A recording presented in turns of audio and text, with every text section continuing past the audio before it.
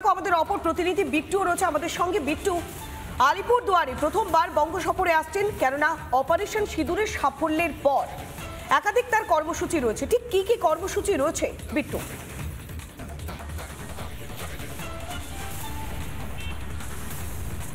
দেখো, প্রথমত তোমায় জানিয়ে রাখবো, তিনি বাগডোগরা থেকে সরাসরি সিকিমের একটি প্রোগ্রামে যাবেন এবং সেখান থেকে তিনি সরাসরি আলিপুরদুয়ারে সভামঞ্চে আসবেন বাই চপার, এবং তারপর তার সভা শেষ হয়ে যাওয়ার পর তিনি চপার করে হাসিমারা যাবেন এবং সেখান থেকে পরবর্তী যেই গন্তব্যস্থল সেখানের দিকে চলে যাবেন। খুব গুরুত্বপূর্ণ বিষয়, এটা চিকেন স্নেক সংলগ্ন এলাকা আলিপুরদুয়ার, এবং এই চত্বর থেকে ঢিলছড়া দূরত্বে ভুটান, চীন এবং তার পাশাপাশি বাংলাদেশ। এবং বাংলাদেশের তরফে বারবার যে থ্রেটটা করা হচ্ছে চিকেন স্নেকটাকে আক্রমণ করা হবে, এবং অপারেশন সিঁদুরের পর বা অপারেশন সিঁদুরের পর যদি প্রধানমন্ত্রী কোনো সভা করে থাকেন পশ্চিমবঙ্গে, সেটা হচ্ছে প্রথম আলিপুরদুয়ারকে বেছে নিয়েছেন, এবং এখানে বেছে নেওয়ার অন্যতম গুরুত্বপূর্ণ স্থান, কারণ এই চত্বরটা চিকেন স্নেক সংলগ্ন এলাকা। ফলে বলাই যেতে পারে প্রধানমন্ত্রীর তরফে কার্যত বাংলাদেশ সহ বিভিন্ন দেশকে, আশেপাশের পড়শি দেশগুলোকে কার্যত একটা বার্তা দেওয়া হচ্ছে অপারেশন সিঁদুরকে সামনে রেখে। এবং শুধু তাই নয়, এর পাশাপাশি আরেকটা বিষয় খুব গুরুত্বপূর্ণ, সেটা হলো প্রধানমন্ত্রী নরেন্দ্র মোদী আজকে এখানে একটি প্রশাসনিক সভা করবেন বিধায়ক সাংসদদের নিয়ে।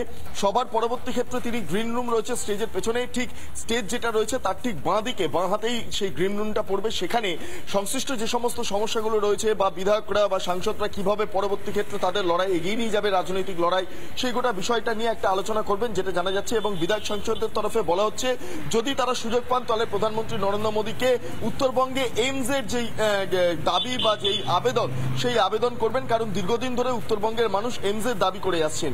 এখানেই শেষ নয়, এর পাশাপাশি তিনি তার বেশ কিছু সরকারি যেই পরিকল্পনা রয়েছে সেগুলো তিনি, বা সরকারি যে কর্মসূচি রয়েছে সেগুলো তিনি পালন করবেন। আমি একবার ছবিটা দেখাবো এবার, যে আমি যদি রাস্তার এই পারে আসি, এই পারে প্রধানমন্ত্রী নরেন্দ্র মোদীর একটা বড় আমি দেখতে পাচ্ছি যে ব্যানার করা হয়েছে, খুব ব্যানার খুব গুরুত্বপূর্ণভাবে। রজনীকে বলবো দেখাতে, অপারেশন সিঁদুরের গৌরবময় সাফল্যের পর প্রথম পশ্চিমবঙ্গ সফরে প্রধানমন্ত্রী নরেন্দ্র মোদী।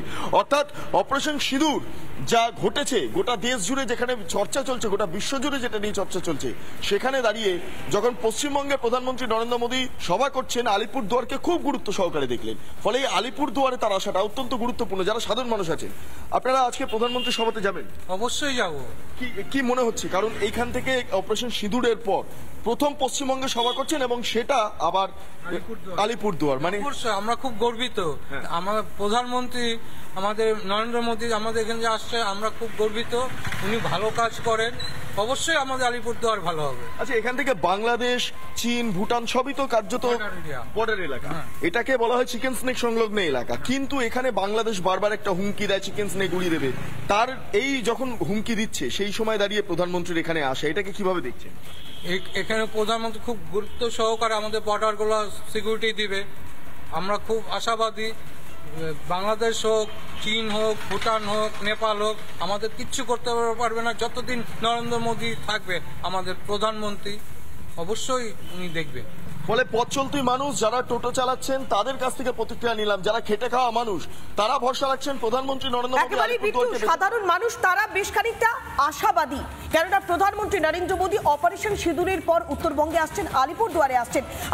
নানা ধরনের কন্টেন্ট দেখার জন্য লাইক করুন, শেয়ার করুন আমাদের ফেসবুক পেজ, সাবস্ক্রাইব করুন আমাদের ইউটিউব চ্যানেল। পাশাপাশি অন্যান্য ব্রেকিং নিউজের জন্য অবশ্যই চোখ রাখুন রিপাবলিক বাংলায়।